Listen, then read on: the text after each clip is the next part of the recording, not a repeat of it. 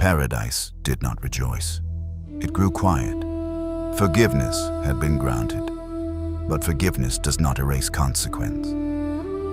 Adam stood beneath golden trees that no longer felt the same. He had been forgiven, yet he would not remain. That is the first lesson of humanity. You can be forgiven and still be sent to struggle. The light of Jannah shimmered softly, but now it felt distant. Then came the command, descend. Not shouted, not harsh, but final. Descend, being to one another enemies, and for you upon the earth is a place of settlement and provision for a time. A time, not forever, a time. Paradise was no longer the home. Earth would be, and time would begin. Adam turned, not with rebellion, not with anger, but with a pain too deep for words. He had tasted perfection, and now he would taste dust. The gates did not close. They simply grew unreachable. Sometimes loss is not loud. It is quiet. It just moves further away. They fell. Through clouds. Through cold air. Through silence. Wrapped in divine protection. But falling still feels like falling. Above them, light. Below them, uncertainty. And between the two, human history. Adam opened his eyes to earth. The wind was colder, the sky wider, the ground harder. There were no rivers of light, no effortless fruit, only stone, only horizon, only silence.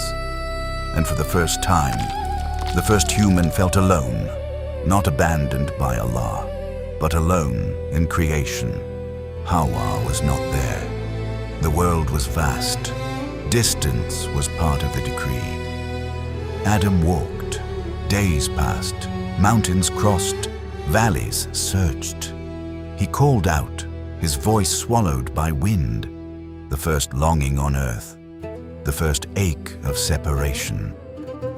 And then, a figure in the distance. Small, white against the earth.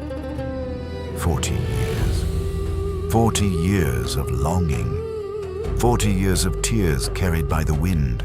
40 years of dua whispered beneath unfamiliar skies. Separated by distance. United only by hope.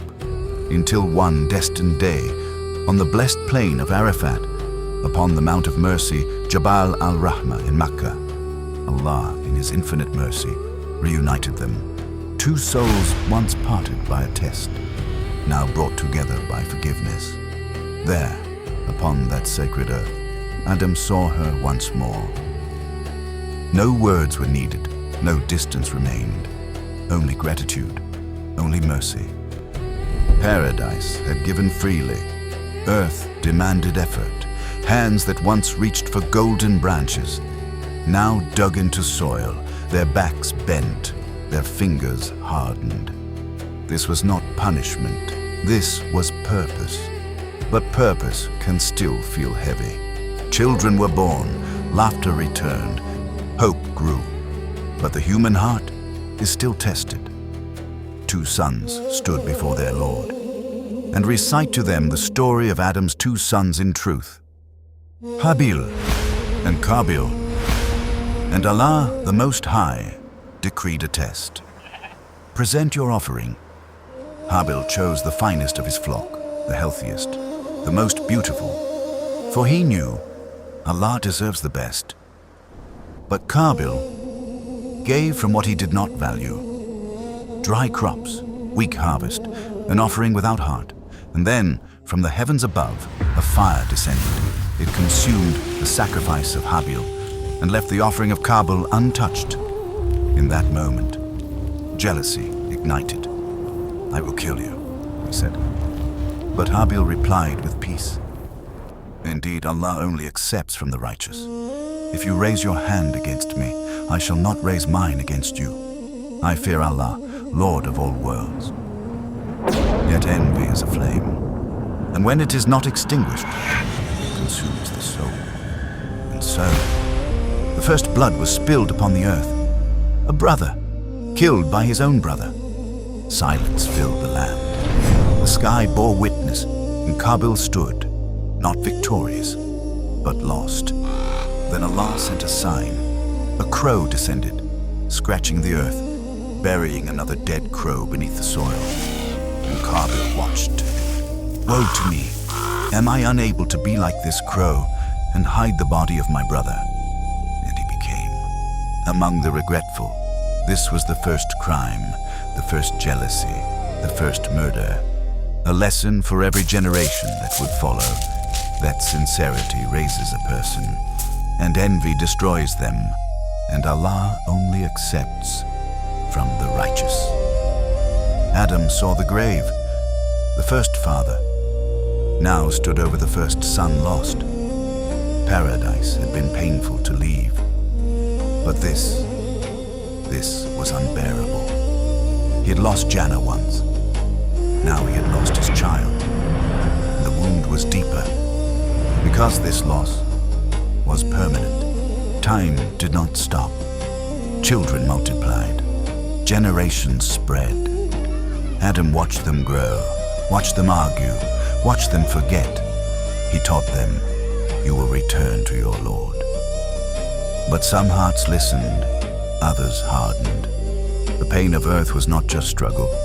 It was watching people choose wrong again and again. One evening, as the sun burned gold across the horizon, Adam realized something. He had been forgiven, he had repented, he had endured, but humanity would repeat his story.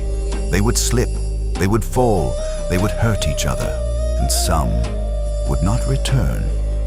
That was the heavier truth. Not everyone would come back. His body weakened, his hair whitened further, his steps slowed.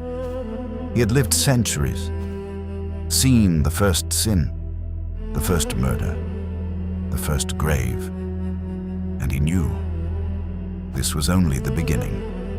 Humanity would carry both beauty and blood until the end of time. But Adam alayhi salam knew that his time in this world was nearing its end. He gathered his children around him. With wisdom and care, he appointed his son Seth to guide the people after him. He entrusted him with the knowledge Allah had taught him and the responsibility to lead his descendants in worship and obedience. Adam reminded them Allah would never abandon humanity.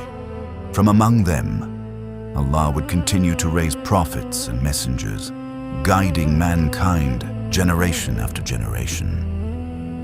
As the final days approached, Adam felt a deep longing in his heart, a longing for the fruits of Jannah, the sweet fruits he once tasted in paradise.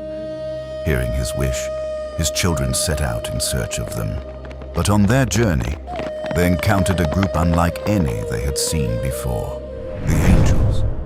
They had descended from the heavens, sent by Allah to take the soul of the first ever prophet.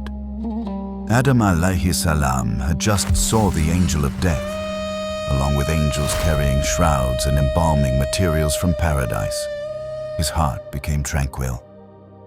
His soul was taken gently. Then the angels performed a duty that would become the tradition for all of mankind. They washed him, shrouded him, dug his grave, and buried him. And they said to his children, "O children of Adam, this is your tradition at the time of death." It is reported that Adam alayhi salam had passed away on a Friday, and not long after, his beloved wife Hawa followed him, returning to their Lord. Surah Al-Baqarah 2:156. Inna lillahi wa inna ilayhi raji'un. Indeed, we belong to Allah, and indeed to Him we will return. The sun still rose. The wind still blew. Life continued. The world did not pause. That was the sadness. History moves forward. Even when hearts break, paradise was never lost forever. It was promised again, but not to everyone. Adam had been forgiven, but humanity would now walk the path alone. Each soul would choose, each soul would fall or return. The test had truly begun, and Adam would not see the ending. That is the twist. The first man never saw how his story unfolded. He began it, but we are living it. الذي خلق الموت والحياة ليبلوكم أيكم أحسن عملا وهو العزيز الغفور. He is the one who created death and life so that he may test you. Which of you is best indeed? And he is the Almighty, the most forgiving. Surah Al-Mulk 67:2. Very important fact. After descending to the earth, Adam, peace be upon him, was guided by Allah to establish the first house of worship for humanity. In the quiet valley of Makkah, he raised the foundations of the sacred house, the Kaaba, the first place on earth dedicated to the worship of the one true God. 40 years later, Adam, peace be upon him, established another sacred place of worship. In the blessed land of Jerusalem, he built the sanctuary of Al-Aqsa, 2 sacred houses built on earth to guide humanity to the worship of Allah. And so, the story of Prophet Adam alayhi salam reminds us that this life is a journey and our return is certain. From dust we were created, and to Allah we shall return. If this reminder touched your heart and brought you closer to reflection, support this journey of faith and knowledge.